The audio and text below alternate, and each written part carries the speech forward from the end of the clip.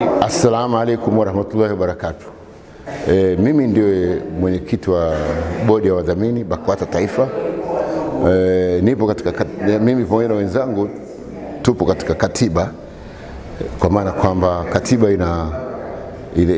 ya BAKWATA ndio iliyotuweka katika madaraka haya, kwa maana kwamba kazi yetu ni kuhakikisha kwamba pamoja na shughuli zingine, moja katika mambo mengine ni mali za BAKWATA, kwa maana kwamba sisi tumepewa madaraka ya kuzihifadhi zile mali za BAKWATA ambazo zipo tulizozikuta, pia kufuatilia mambo ya wakfu, kwa maana zile mali ambazo watu waliziacha na wakatoa kama utashi wao kwamba ziwe mali za BAKWATA wakati wapo au wameshafariki.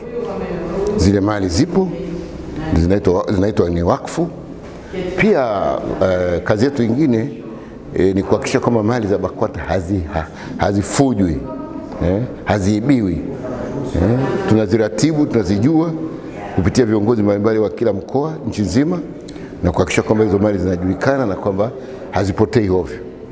Tatu, nyingine ni kwamba sisi tunaruhusiwa kununua na hata kuuza zile mali kama inaonekana ni kwa manufaa ya Waislamu au BAKWATA.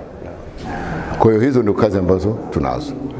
Sasa ndio maana wakati huu mkutano tuliohudhuria ni wa Baraza Kuu, katika ufunguzi nikatoa wito kwamba sasa Waislamu wanazidi kuongezeka idadi yao, lakini mali zinabaki ni zile zile.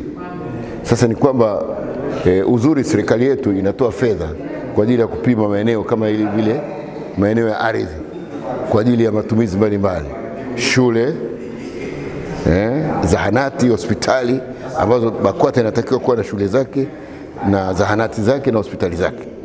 Sasa inatokea kwamba kule mikoani au wilayani utaratibu unapofanyika, wale viongozi wa wilaya au mikoa wanakuwa kama vile hawafuatilii. Kwa nikatoa wito kwamba wafuatilie, wasiliane na ofisi za ardhi, ili wakati inapotokea fungu fulani la fedha limetolewa kupima ardhi, wao waende pale wajue kwamba hizo sehemu hizo zilizowekwa labda za kujenga hiyo miundombinu, kwamba je, wao sehemu yao ni ipi, ili waweze kuweka taratibu zinazotakiwa kisheria, ikiwa ni pamoja na kupeleka kadi, kupeleka kumbukumbu ili wapewe, ili ziwe sasa ni mali za BAKWATA. Na kwa utaratibu ni kwamba sisi wanatuletea sisi makao makuu, na mimi ni mmoja wapo ambaye ni natia sahihi, yani signatory, pamoja na wajumbe wenzangu, ili hati hiyo iweze kupatikana ya kumiliki hizo sehemu. Hasa kuna mikoa ambayo wanaendelea kufanya vizuri, lakini kuna mikoa mingine nimewaambia wajumbe hapa kwamba hatujaona wanafanya nini. Kuhusu swala la maboresho ambalo limetajwa na Mufti, mimi naliunga mkono, kwa sababu swala la maboresho, hata mimi wakati nikiwa kazini kule kama kamishna wa jeshi la polisi, pamoja na wenzangu na mkuu wa jeshi la polisi na wengine maafisa wengine, tuliridhia ile swala, na unaona jeshi la polisi lilibadilika haraka sana. Hata muonekano tu wa askari ulibadilika, na tabia ile customer care, ukaona kwamba kuna hata dawati la jinsia hivi viko pale, vitu ambavyo zamani vilikuwa havipo, unaona. Kwa hiyo na BAKWATA nayo inahitaji maboresho ya aina hiyo, kwamba kuna mambo ambayo yalizoeleka muda mrefu ambayo sasa hivi hayasaidii, yanatakiwa yaboreshwe, na pia kuwe na mabadiliko ya mawazo katika uongozi wa BAKWATA. Wasifikirie yale ya nyuma tu, waende sambamba na kipindi hichi ambacho Watanzania mawazo yao yanakwenda mbele zaidi.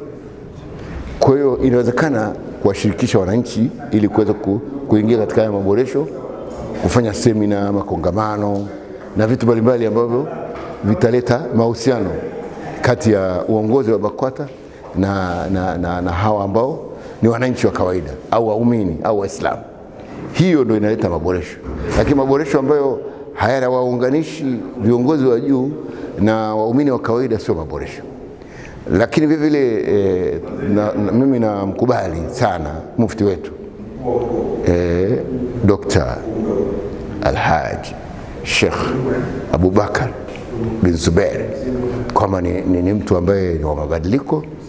Utashi wake yeye ni mkubwa zaidi kuliko kasi ya uongozi wa BAKWATA. Kwa hiyo tunafikiri kwamba ni vizuri watu wakamsikiza sana, wakamfuatilia sana. Wakimfuatilia huyo watagundua kama ni mtu ambaye anaenda na wakati, ni shekhe ambaye anaenda, ni mufti ambaye anakwenda na wakati. Ndio maana ameheshimika sana mpaka akapewa udaktari wa heshima. Kwa hiyo mimi nafikiri BAKWATA hatuna tatizo, isipokuwa tufuatilie mambo yetu, mali zetu, tufuatilie maendeleo yetu, tuende sambamba na dunia inapokwenda sasa. Tusibaki tu upande mmoja, twende tuige, tuangone, tuwaingize watu. Hata mambo ya kiuchumi haya yanayozungumzwa, BAKWATA ni taasisi kubwa, ina uwezo wa kujitengenezea mifumo ya uchumi, lakini si wao peke yao. Lazima washirikishe wataalamu wa maboresho, washirikishe wataalamu wa uchumi, ndipo BAKWATA itaweza kwenda mbele. Nashukuru sana. Assalamu alaikum warahmatullahi wabarakatuh.